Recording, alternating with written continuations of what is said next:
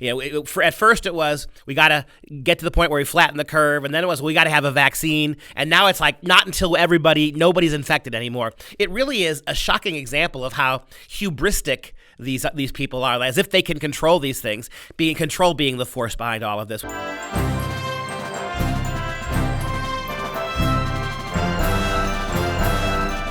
I'm Dr. Duke, and this is Constitution Corner, joined by Matt Shea, a state legislator from the state of Washington, to talk about the constitutionality of certain aspects of what's going on with this coronavirus. And today we want to talk about the unconstitutionality of government entities deciding that some kinds of workers are essential and some kind are not. Talk about that a little bit, Matt. Yeah, absolutely. So it's the wrong question to say one business or one worker is essential and the other business is non-essential or the other worker is non-essential. That's unconstitutional on its face. Look, governors and government do not have unlimited powers.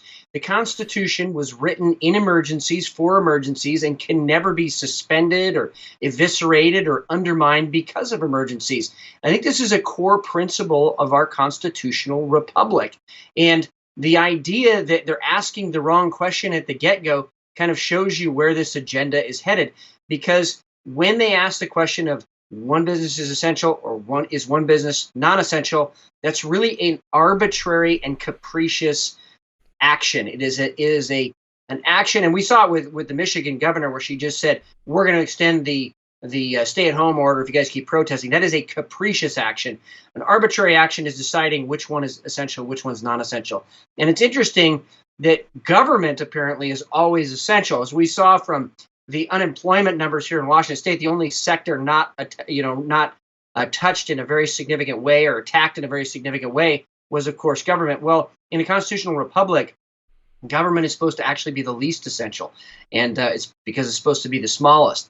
And I think we need to get back to that idea right now in America, because if we don't, we're just going to continue to see reason after reason, season after season, for continued restrictions on our freedoms and liberties. We'll give an example to prove everything you just said. I'm in Wisconsin. We have Democrat Tony Evers as governor, and he did the same thing. He gave us by the Constitution of the state of Wisconsin allowed him to do a 30-day emergency hold, and so he did that. After that, then, about a week before that was due to expire in mid-April, he extended it all the way through the month of May, at which point the Republican legislature took him to the Supreme Court and challenged this. About a week and a half ago, the Supreme Court sided with the legislators. Wisconsin is open for business.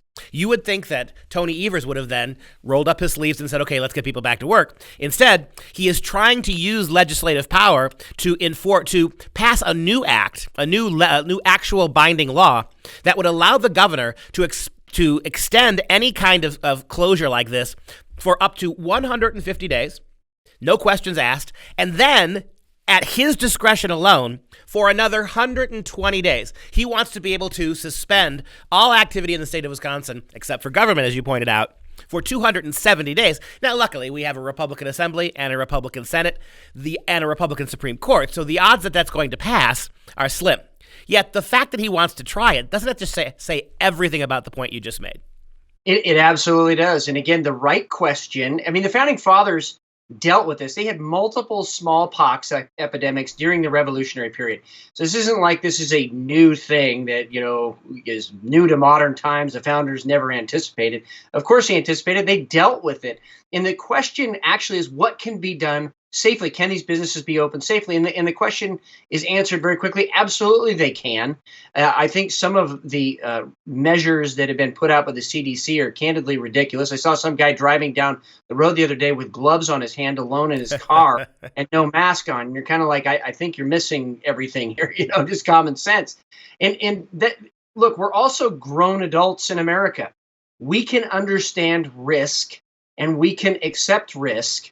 And that's what's part of being a free people, that the choice is made individually at the local level, not made by government for us for our own good. That's socialism. That's tyranny.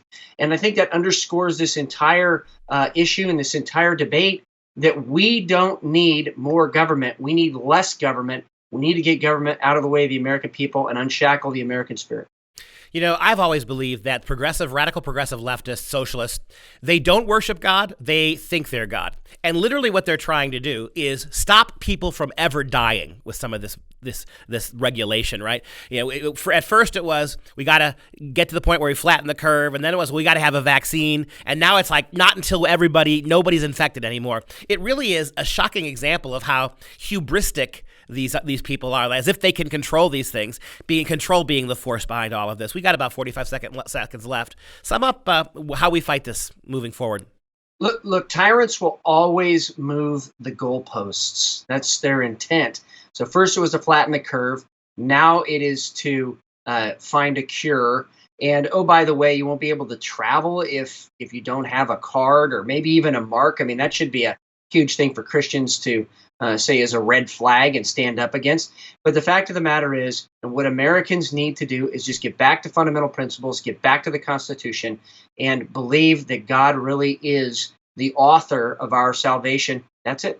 Don't just know the Constitution, live it. This has been Liberty News Hour. As always, you can go to thenewamerican.com and jbs.org for more information on these topics, as well as more shows.